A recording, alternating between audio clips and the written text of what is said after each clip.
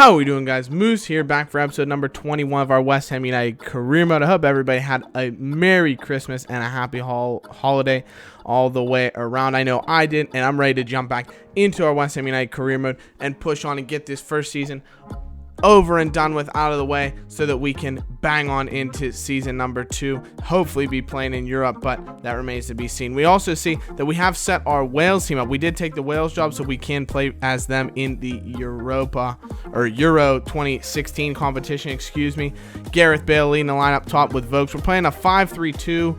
That's just what I'm going to use in the simulated matches. We'll see if I change it up as we go on. But we do pick up a victory in our first simulated friendly. Bale just popping in some goals before we take on Germany in our second friendly. And unfortunately, we do lose. We don't lose anybody to injury, though. So not a bad shot either way, just getting a feel for the team. We then do have some training. Our second training of the episode, you can see we've got Masana Aldair, Ceballos, Iorfa, and the goalie Mbulu all in the training. Ceballos has now gone up to 76. He's a fantastic player. Doesn't have a ton of pace, and we've been using him in the beat your man drills because I want to get both his dribbling and such up, but also his stamina is very low, so I want to get that bumped up as quickly as I can. We have had a youth player that wants to leave, Sam Medine, but we'll offer him a contract. You can see it's 88 to 94 potential as a left back who's about 6'5", 6'6". He's massive, so could play as a left back, could play as a center back. Looks to be a fantastic defender, so we'll offer him a deal which he accepts, and we'll hopefully get him in the training because I think he's going to come in at about 61, 62 overall, so we'll see if we can bump him up as quickly as possible. We've also got Callum Wilson saying he wants to come in for the upcoming match,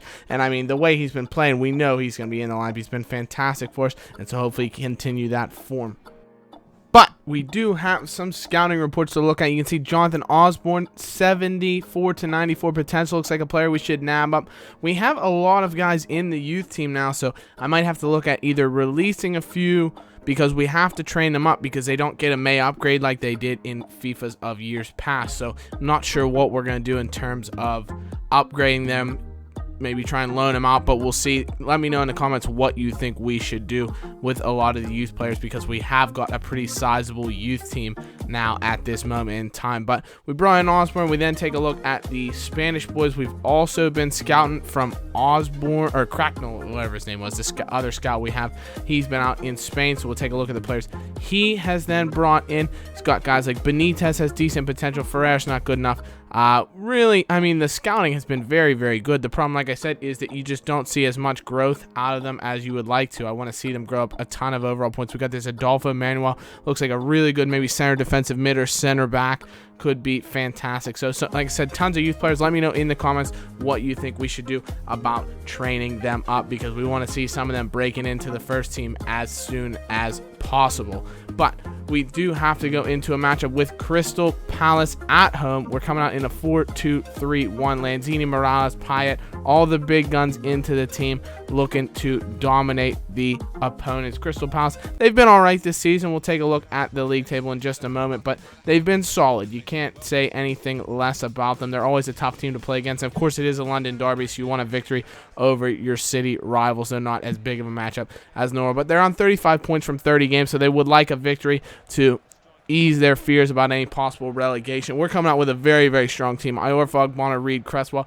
We don't have a ton of matches left in the season, and we're out of all the cups that we've played in, so we really can pretty much put out our best 11 for the most part for the rest of the season. So really, players are going to play their way into the starting lineup or they're not going to play at all is what we're going to be looking at. But Speroni in goal for Crystal Palace. Dwight Gill up front with Shamak in the hole just behind him. Balassi, the big man, we'll have to watch out for on the wings. Guys like Zaha, Wickham, some very, very good players. Kabai as well on the bench, so we're going to have to watch out for. But we see early on about the 10th minute, Keontae goes down, goes up for a header, comes down very, very awkwardly, and he'll have to come off very early on for Alex Song, the man who, if you were watching the games today on Boxing Day, the glasses he was wearing, I thought he looked like oh, so you got the Edgar Davids comparisons, but I thought he looked like the guy from Dodgeball that comes on and has the rage. I thought was pretty funny. But Callum Wilson with an early chance in the 12th minute forces a good save out of Speroni, and unfortunately we're not able to pounce on the rebound, put in the back of the net. But Callum Wilson again on the wing. He's been very, very active up front. He offers so much pace, but he's got great quality on the ball. that really gives us plenty of outlets in terms of offensive attack. Song, though, getting forward, and you saw his header was unbelievably saved by Speroni off the line. But good chance for Crystal Palace coming the other way. The cross hits off the crossbar, comes to the other side of the pitch to Balassi, and that's a great finish to put the ball into the net from that tight of an angle. Disappointing, though, from both Iorfa, who really just lets Balassi get in behind him, doesn't block the shot, and then Butland. You got to make that save. Just stay upright. There's no way he's going to score on you, but he falls flat on his face, and the ball goes into the back of net, so we are going to have to fight back from 1-0 down. Good chance on a ball whipped in from Morales on that left wing for Payet, who goes for an acrobatic strike, but is unable to make contact. Again, Iorfa whips it in for Payet. This way, hits off the post, and unfortunately, we're not able to score, so we are knocking on the door, but we're unable to break through as of yet. Cresswell wins a free kick and takes it in the 48th minute, but he fortunately curls just inches wide of the goal. And then Payet, about a minute later on the other side. It's a shooting gallery right now, but Speroni is dodging all the bullets, or should we say getting in the way of all of them, if you want to be philosophical here, because he's stopping everything. He's letting everything hit him, and he's keeping out of the back of net. Good chance for Noble in the 51st minute. His shot is blocked. It goes towards the crossbar, though, and Speroni forced to make a last-ditch effort to tip it over, which gives us a corner. Payet would be the man to whip it in, as he has been throughout the season. Finds the head of Mark Noble yet again, but unfortunately his header goes wide of the post and doesn't give us the breakthrough that we need as of yet. Into the 58th minute, no. The ball's whipped in. Butland makes the first save, but he doesn't control the ball. It's very, very disappointing from our young goalkeeper, and Dwight Gale's able to pounce on it like a panther. Ball played out wide, you can see, whipped in. Butland makes the first save, and Gale, on a bit of a half-turn, weird finish, does just get it inside the left post and gives Crystal Palace a 2-1 lead. But we come back the other way with Alex Song in the 31st minute. Finds the ball at the back post for Carroll. Plays it with his head on the bounce, but unfortunately loops it over the goal and doesn't cut that Crystal Palace lead in half. The Eagles seem to be flying right now as we can't find that goal. Irons, though, come back the other way. Carroll lays off for Wilson. His shot's deflected. Antonio's come on as a substitute, and he hits the post. Oh, it's just a devastating performance right now. We should have had so many goals. We've either missed chances, had them saved, but Callum Wilson with another goal. He asked to play, and he shows why, because that's a great finish. He does steal the ball away from a bit of lackluster defending, comes in on Speroni, and it's a simple, composed finish past the keeper.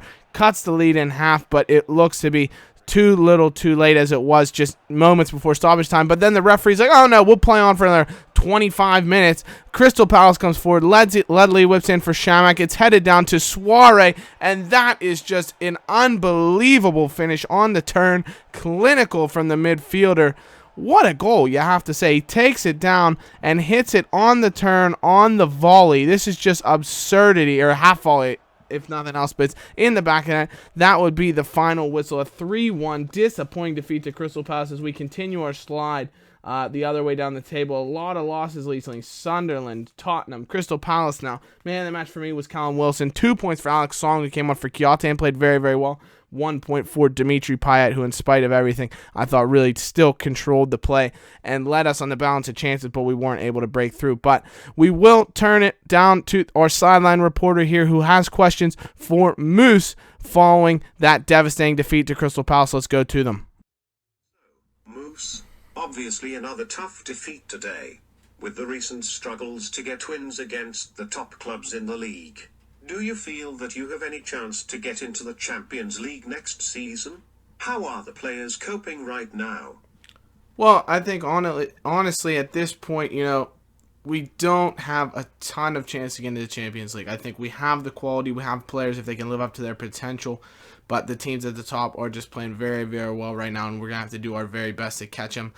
The players are coping very well. They're keeping their heads up and training. They're working really hard. They know it's been a struggle, but they're playing still very, very well, and I think we just have to get the chances to break our way. It's really been a case of early on this season, we maybe won some games we didn't necessarily deserve to, and now this season, we're losing games that we don't deserve to lose, and hopefully that'll turn around on its head and we'll win the games we deserve to win. But we need to keep things up. We got to stay compact at the back. We've been very, very poor at the back lately. That's something we really need to get our heads down and train in and focus and work on that. But I think we can finish very, very high in the league. I don't want to say we can finish in the Champions League, but I think we can finish on a very high note as we get towards the end of the season here.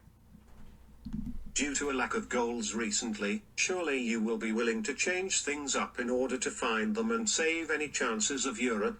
Also, could we see Valencia or a 2-up top formation? I think we're always looking for any way to make our team better, honestly. We have a lot of players up top that can offer us plenty of a threat. Carroll, Sacco, Callum Wilson now is coming to the team and been fantastic for us. Enner is another player that can offer that. Enner Valencia, I think, will give him a chance. We've been giving everybody chances throughout the season to prove that they can play up top. And surely, we don't necessarily want to change up the way we're playing because, like I said, we've been very unlucky. But we just have to be putting our chances away, and we want to put the best players out there that can give us those opportunities. So that's what we're going to be looking for as we finish up the season. All right, so thanks to Moose for answering your questions. As always, leave questions for the next press conference, and you'll see them here on Hammer's Headlines. But we have some terrible news to get back from that matchup. Chianti and Lanzini both went down with injuries, which means we are going to see that squad being rotated moving forward because we won't have some first-choice players in the lineup. Chianti also fallen that injury and lost, decides it's a good idea to say, oh, yeah, can I get a wage increase? Get out of here, Chianti. Wait till the end of the season. Have some respect for yourself and your team. Finish the season out strong, and then maybe we'll discuss it. But a tough matchup now. Arsenal at home. 2 big home matches in this episode. One's not gone the way we had desired, so hopefully the Irons can bounce back against the Gunners and come away with a big victory because Arsenal would like nothing more than 3 points that will take them top of the table as they currently sit just 2 points behind London rivals Tottenham Hotspur. So all London all the time in this episode. Butland still in goal. Iorfa Ogbonna, Reed, Cresswell across the back line. Song and Obiang will be partnering in midfield after Song's strong performance. Antonio gets the shot to replace Lanzini, who's out injured, and Callum Wilson will again be leading the line with Dimitri Payet in behind. Coupling up against an Arsenal side that looks fantastic. They have Giroud up top, Oxlade-Chamberlain on the right, Sanchez on the left, Ozil in the hole just behind them with Ramsey and Arteta compiling the midfield. Cech in goal will be looking to do his best brick wall impersonation. As we come forward in the 17th minute with Morales on the left-hand side, dances inside Debussy with some lovely footwork, skips around Koscielny and Arteta as well, makes some space for himself, strikes it, but Peter Cech with a phenomenal save, showing why Chelsea should never have let him go because he is a rock back behind his defense. But another good chance. Callum Wilson finds his way through, lays off for Payet. It's saved by Cech, but it's in the back of the net regardless. It's a great finish from who else? That man, Dimitri Payet. We've got Payet, Dimitri Payet. Lovely finish from the French international. It's all created by Callum Wilson's lovely run. Dances past a couple of defenders, finds Payet at the top of the 6-yard box, lays it off for him. Cech does get a piece of the original shot, but it still squibs its way into the back of the net for Payet's 10th goal of the season and a 1-0 West Ham United advantage. It's a great finish. As we move forward in the 29th minute here, Ozil and Ramsey combining for some lovely Arsenal football. It's what you expect. Quick passing play, but Arteta decides instead of laying it off on the right wing there, he strikes it from range and doesn't trouble Jack Butland. Into the 31st minute now. Payet on the ball. Skips around behind, lays off for Obiang, into Wilson. Great bit of play to Alex Song, who just fluffs his lines and unfortunately doesn't even test Peter Cech with that shot from close range. But another chance coming forward as we're in waves right now. Morales finds Dimitri Payet, but his header is soft and just comfortable into the arms of Petr Cech. 52nd minute now into the second half. Oxlade-Chamberlain skips around, turns, and forces Butland into a save, but is very comfortable for the England man and keeps things as they stand. As Morales decides to be the one to come forward. Lovely bit of skill to skip around Debussy with a reverse step over. Dances, finesses, but he doesn't put it on target. So all that work for nothing from the Belgian.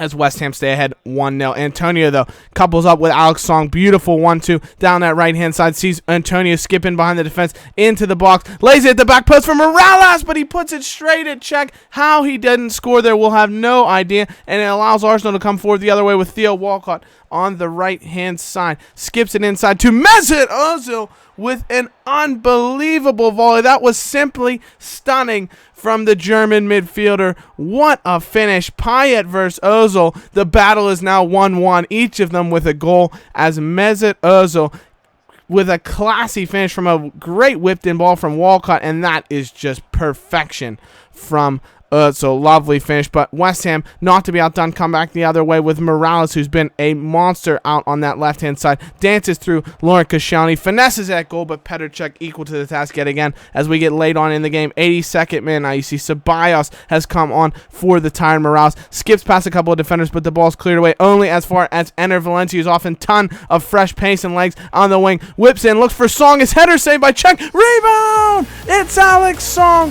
He's put the ball into the back of the net, and the on-loan Barcelona man has possibly given West Ham United the deadlock breaker. It's a lovely save by Cech, but Song on hand for his own rebound, finishes it, and gives the Irons that much needed possible 3 points if they can hold on here. It's a great finish. He's cool, calm, and composed. Doesn't overreact once the first shot is saved and just taps into the back of it. It's a great goal from Alex Song.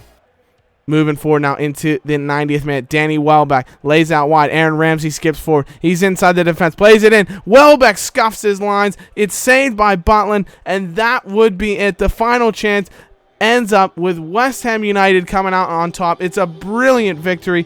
2-1 over the Gunners of Arsenal. What a performance in front of the home crowd to really reinvigorate the faith in the team and the manager. Moose is certainly going to be happy with it. He knows how much this victory is going to mean to his team, and on the balance of the play, it was deserved. So many chances for West Ham United. They didn't hold possession as Arsenal typically do, but they deserved the victory on the balance of their chances and come away with it. Man of the match was Aaron Cresswell on that left-hand side, was phenomenal. 2 points for Alex Song, who scored the game-winning goal and was masterful in the center of midfield yet again, and 1 point for Kevin Morales, who, like we said, was a monster out in left midfield. Fantastic game. I hope you have enjoyed it. Leave a like for the victory against Arsenal. I hope you have enjoyed the victory, though, and the episode. As always, leave a like. Be sure to leave your comments for future press conferences, suggested transfer targets, anything you can think of. As always, guys, thank you so much for watching. Be sure to subscribe. Moose here, signing off. We'll see you again. Take care. Bye-bye. Like we always do with this time.